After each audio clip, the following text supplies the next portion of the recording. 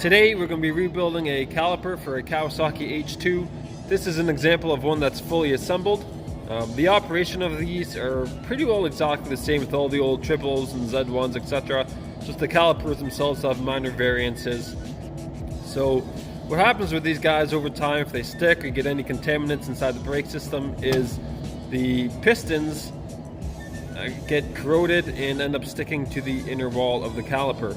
And that's exactly what happened with this caliper here. So as you can see here, the old piston, it didn't have the rubber dust seal on it. Water or contaminants got inside, started rusting the piston, and that caused it to seize against the inside of the caliper wall here, causing the brakes to stick. Now when you're removing the piston from the caliper, again, if you're doing it for this reason, it's because the piston is stuck, and it can be a real pain in the butt to get out. So there is a tool that you can buy that it basically grips the inside of the piston and kind of pulls it out, kind of something similar to that. However, that doesn't always do the trick. There's two other options that I currently know of, and I'm sure there's dozens of other tricks if you want to leave your comments below. But basically, one option that I've used before that works really handy is once you've got the caliper out, simply take your air nozzle, preferably one with the rubber tip, plug it up into that hole, and let her go. I would recommend maybe putting a rag or something over top of the piston, because this, once it builds up pressure, I've had it where the piston actually has shot out and kind of flown across the shop. So obviously use extreme caution when you're doing that method. It works really good, but sometimes you need a little bit more oomph. For this particular one, it was really stuck in there, so I actually left the caliper still hooked up to the brake system, and using the actual hydraulic pressure from the master cylinder, so all the brakes are connected, I just split the calipers like this, and I basically just pumped the master cylinder, and that hydraulic pressure was enough to pump it out and free the piston. So that's another little trick that you can use if it's really stuck in there. So obviously, if you were doing this for a bike that you're restoring, you'd take the time to go through, probably sandblast everything, get it powder coated or painted. This video is strictly for demonstration purposes, so I didn't take all the time to make it super pretty. In fact, this is a standard left-hand caliper that was converted to a right-hand caliper. So I mean, to me, this caliper here is not original. It's not going back to original. So this makes a perfect demo unit.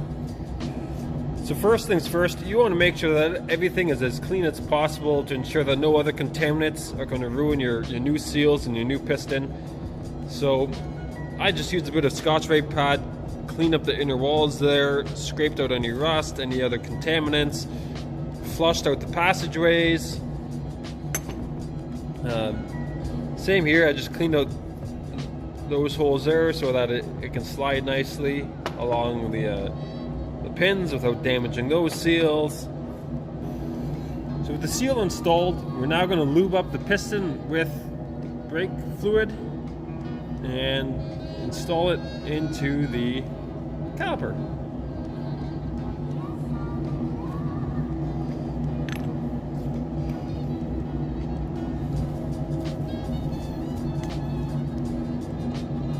And voila!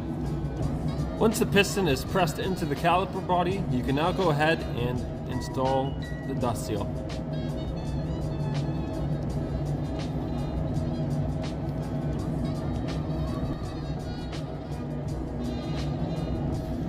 We've also got these rubber boots here.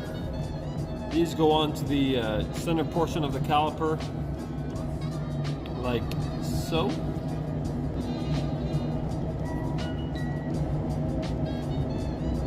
When applying these tiny O-rings onto these guide pins, I suggest sliding the guide pin into the caliper first.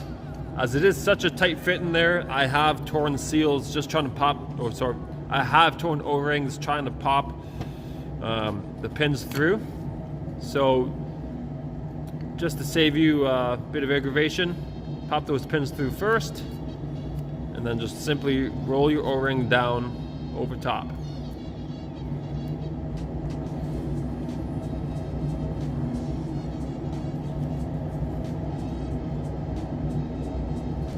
Your rebuild kit should come with a lubricant.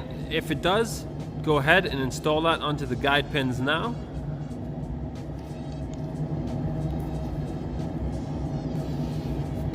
And now you can go ahead and install the center portion of the caliper.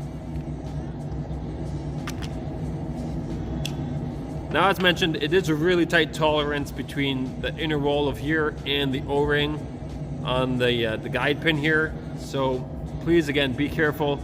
I used the 10mm Allen bolt, and I just kind of helped twist it through, guide it through, and everything seemed to work okay. Just be careful, try to make sure everything's lined up, because you don't want to tear those O-rings and pop them out.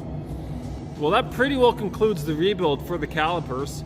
All that's left now is to put the other half of the shell on and install it onto the bike.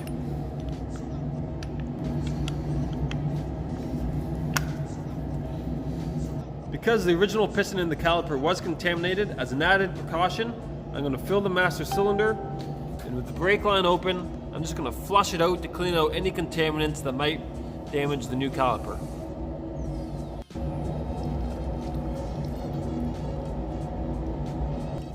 Now that the line's been flushed, you can go ahead and install the caliper and then bleed with your regular method, and that should finish the job.